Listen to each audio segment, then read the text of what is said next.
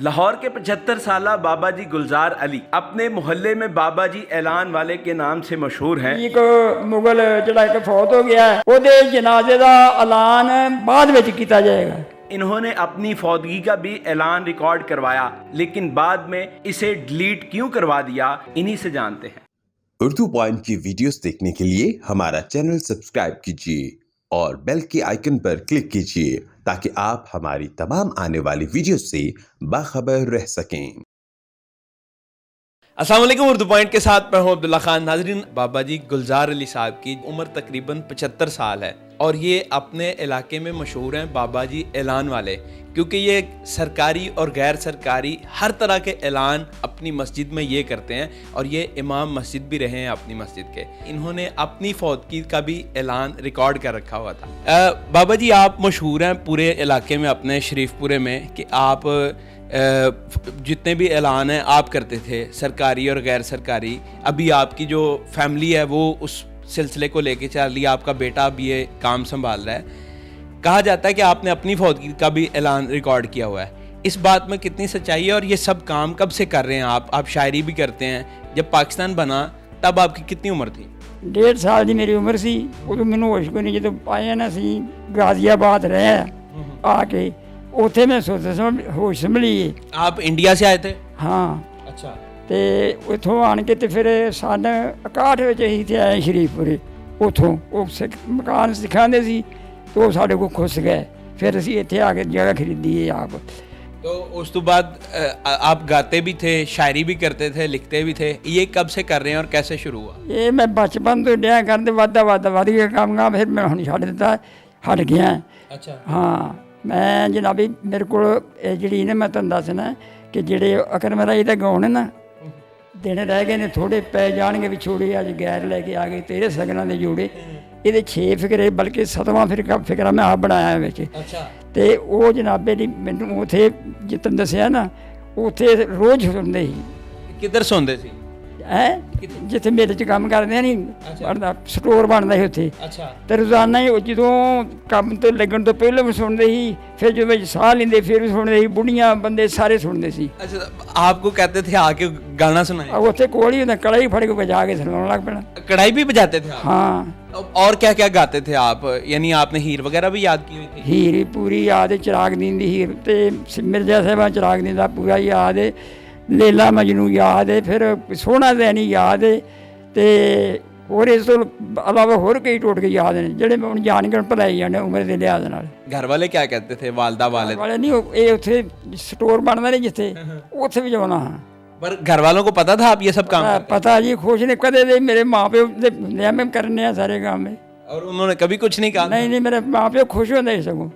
जो तुसी फौज च गए उत्थे जंग सी, फौजियां ਨੂੰ ਤੁਸੀਂ ਹੀਰ ਵੀ ਸੁਣਾਉਂਦੇ ਸੋ ਸਾਰਾ ਕੁਝ? ਹਾਂ, ਉਧਰ कैसे पता चलिया कि भाई ਤੁਸੀਂ ਇਹ ਸਭ ਸੁਣਾਉਂਦੇ ਹੋ? ਉਹ ਜਦੋਂ ਮੈਂ ਇੱਥੋਂ ਸੁਣਾਉਂਦਾ ਗਿਆ ਤਾਂ ਸਾਰੇ ਬੰਦੇ ਇੱਥੋਂ ਦੇ ਤਕਰੀਬਨ ਬੰਦੇ ਸਾਰਾ ਪਿੰਡ ਸਾਡਾ ਜਿਹੜੇ ਨੇ ਅੱਧੇ ਬੰਦੇ ਸਾਡੇ ਪਿੰਡ ਦੇ ਸਨ, ਉਹਨਾਂ ਨੂੰ ਸਾਰਿਆਂ ਨੂੰ ਪਤਾ ਸੀ।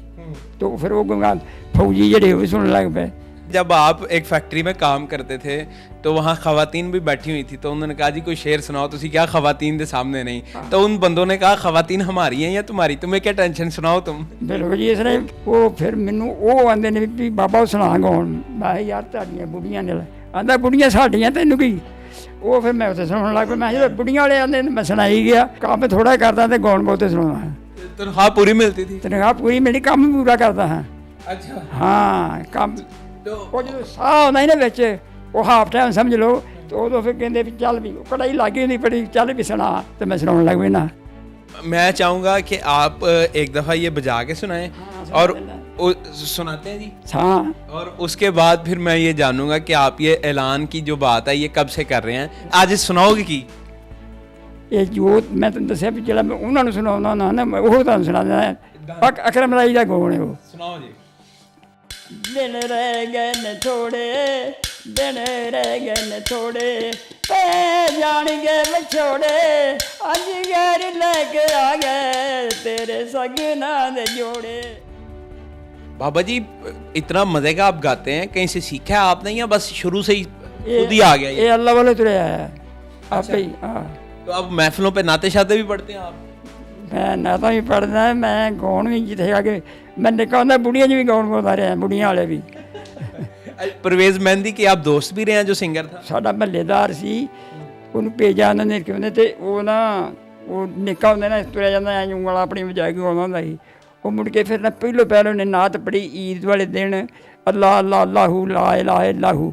ਉਹਦੇ 'ਤੇ ਨਾ ਉਹ ਰੁਪਈਆ ਦਿੰਦਾ ਕੋਈ ਨਹੀਂ ਹੁੰਦਾ, ਅਤੇ ਉਹਨੂੰ 17 ਰੁਪਈਏ ਹੋਏ ਸਨ।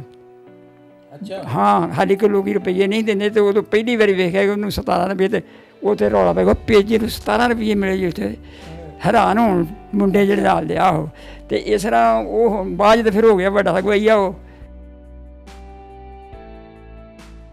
ਤੁਸੀਂ ਫਿਰ ਇਮਾਮ ਮਸਜਿਦ ਵੀ ਬਣ ਗਏ ਔਰ ਇਮਾਮਤ ਵੀ ਕਰਵਾਈ, ਔਰ ਉਸ ਤੋਂ ਬਾਅਦ ਤੁਸੀਂ ਐਲਾਨ ਕਰਦੇ ਰਹੇ ਹੋ ਸਰਕਾਰੀ ਗੈਰ ਸਰਕਾਰੀ। ਈਵਨ ਤੁਸੀਂ ਇਸ ਨਾਂ ਤੋਂ ਮਸ਼ਹੂਰ ਹੋ ਕਿ ਬਾਬਾ ਜੀ ਐਲਾਨ ਵਾਲੇ।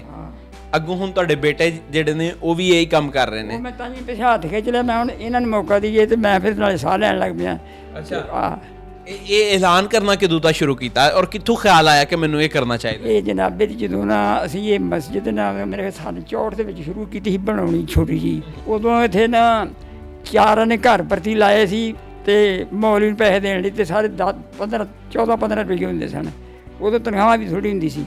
ਉਹ ਫਿਰ ਆਸਤਾ ਜਿਹੜੇ ਉੱਥੋਂ ਕਰਕੇ ਨਾ ਗਏ, ਕਮਰਾ ਇੱਕ ਬਣਾਇਆ, ਅਤੇ ਫਿਰ ਨਾਲ ਉੱਥੇ ਸਪੀਕਰ ਜਦੋਂ ਲਾਇਆ, ਅਤੇ ਫਿਰ ਐਲਾਨ ਦੀ ਜ਼ਰੂਰਤ ਪਈ। ਉਹ ਫਿਰ ਮੈਂ ਹੀ ਸ਼ੌਕੀਆ ਤੌਰ 'ਤੇ ਕਰਨ ਲੱਗ ਪਿਆ, ਅਤੇ ਫਿਰ ਮੈਂ ਹੀ ਕਰਦਾ ਰਿਹਾ। अच्छा। हाँ। कि कोई और अगर ऐलान करता था लोग यकीन ही नहीं करते थे? नहीं करते। ऐलान करके सुनाने लगे जैसे आप करते थे? ऐलान करके जी। दोस्तों, बजुर्गो ते भराओ, अस्सलाम वालेकुम। ते हुण एक ऐलान सुन लो। ऐलान यह है कि शेख अनैत वाली गली दे विच बाबे अलादाद दा पुत्र रफीक मुगल जिहड़ा एक फौत हो गया, ਉਹਦੇ ਜਨਾਜ਼ੇ ਦਾ ਐਲਾਨ ਬਾਅਦ ਵਿੱਚ ਕੀਤਾ ਜਾਏਗਾ। ਕਿਉਂਕਿ ਤੁਸੀਂ ਮਸ਼ਹੂਰ ਹੈ ਕਿ ਉਹ ਮੁਰਦੇ ਤੱਕ ਤੁਸੀਂ ਪਹੁੰਚ ਜਾਂਦੇ ਸੋ।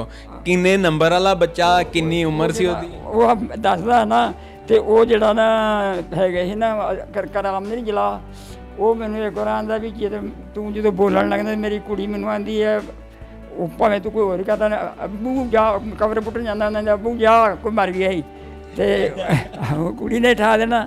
ਅਤੇ ਉਸ ਤਰ੍ਹਾਂ ਫਿਰ ਉਹਨੇ ਗੱਲ ਕੀਤੀ, ਉਹਨੇ ਕਿਹਾ ਯਾਰ ਜਿਸ ਤਰ੍ਹਾਂ ਤੂੰ ਐਲਾਨ ਕਰਨਾ ਹੋਰ ਵੀ ਕਰਦੇ ਨੇ, ਹੁਣ ਜਦੋਂ ਤੂੰ ਕਰਨਾ ਐਲਾਨ ਅਤੇ ਉਹਦੇ ਘਰ ਤੱਕ ਜਾਣਾ, ਤਾਂ ਉਸ ਮੁਰਦੇ ਨੂੰ ਪਤਾ ਲੱਗਦਾ ਕਿ ਮੈਂ ਹੀ ਮਰਿਆ।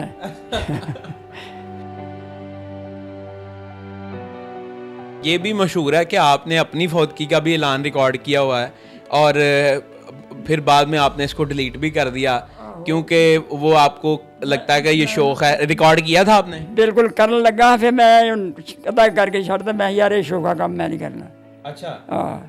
वरना ये था कि आप चाहते थे कि जब आप अल्लाह न करे, आप अल्लाह आपको सेहत दे, लंबी उम्र दे, कि जब हर बंदे ने इंतकाल करना है, आप को मगरों करनगे, लेकिन आप ये था कि अपनी ऑडियो ही चलाओ। हाँ नहीं, मैं क्या मैं जी वेखो जी, वेखो दोस्तों बजुर्ग भराओ, तो मैं मर गया जी, तो मेरा जनाजा ही नहीं, मैं किस तरह कहा, मैं यार मैं नहीं करना।